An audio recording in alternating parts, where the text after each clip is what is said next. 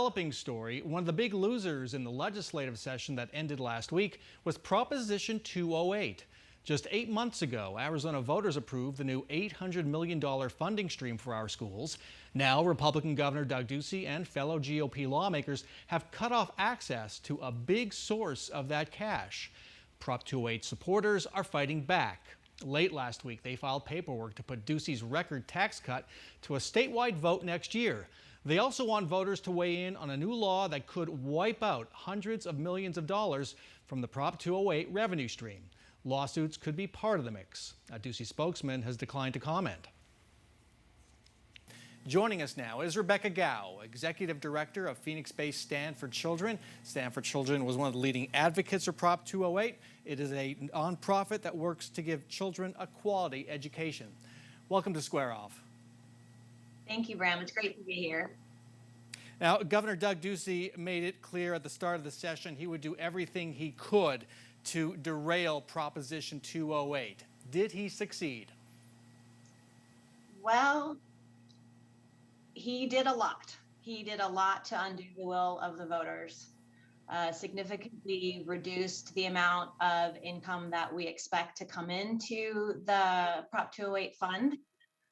And he also slashed taxes in general, and that revenue, that extreme revenue cut, is also going to be bad for Arizona's schools and children. So let's break it down. And I should tell folks that Stand for Children was a major advocate for Prop 208, also a major funder of the initiative. Let's break it down. Prop 208 imposes a 3.5% surcharge on incomes of $250,000 for singles and $500,000 for couples filing jointly. Before this session, what was the projected revenue stream for K-12 education from Prop 208? Well, for the first year, which is really where the best projections were, JLBC anticipated over $800 million, about $8.5 million for education. And as our economy grows, that would grow higher and higher. So the bare minimum we expected was a little over $800 million. $800 million. A lot of the talk has focused on the flat tax and its potential impact on Prop 208. Is that basically a net zero? It holds higher income taxpayers virtually harmless, but as far as the revenue stream, is that affected at all by the flat tax? Right, the flat tax revenue stream does not impact Prop 208, but it does impact the overall general fund. And as we've seen in the past, the next recession, the next downturn, education is one of the first things to get cut. So there's a lot of concern both about the future of education funding and other rationale that they'll now bring in to cut education funding. The second problem with the flat tax related to education is that we still have some critical needs that needed to be met, that the governor just a few years ago promised would be met the next time the state had cash. So the flat tax is problematic for education funding for those reasons. Prop 208 was impacted directly by a different measure called Senate Bill 1783. And let's talk about that, because there wasn't a lot of conversation about it publicly. Got lost in all the noise at the legislature. But this is significant. It creates basically a small business loophole, a new tax category that does deplete the Prop 208 revenue stream. It's kind of complicated, so I'm not going to ask you to go into too much detail about this loophole, but what does it do to the revenue stream? Well, first, I want to clarify. They called it a small business tax category, but just because you call it that doesn't mean that it impacts small business. It actually is benefiting the wealthiest Arizonans in the state.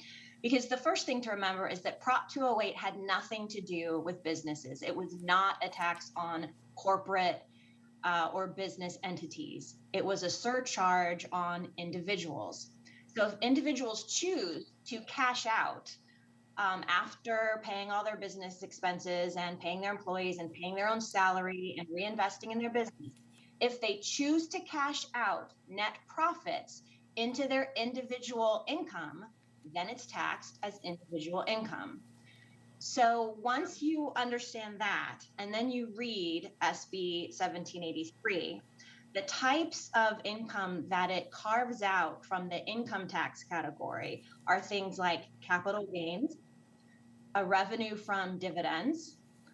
These are things that are not small business category, and they're not small. These are things that folks who have lots of wealth are able to invest in and benefit from. And so they're pulling that out of the income tax category to benefit the wealthiest Arizonans. And it has nothing to do with small business and nothing to do with middle class Arizonans. So JLBC, they're the legislature's independent budget analysts, took a look at this back in March. This law has since been tweaked. What did they say back in March about the potential hit to Prop 208? Right. They gave a range depending on how many individuals choose this new option.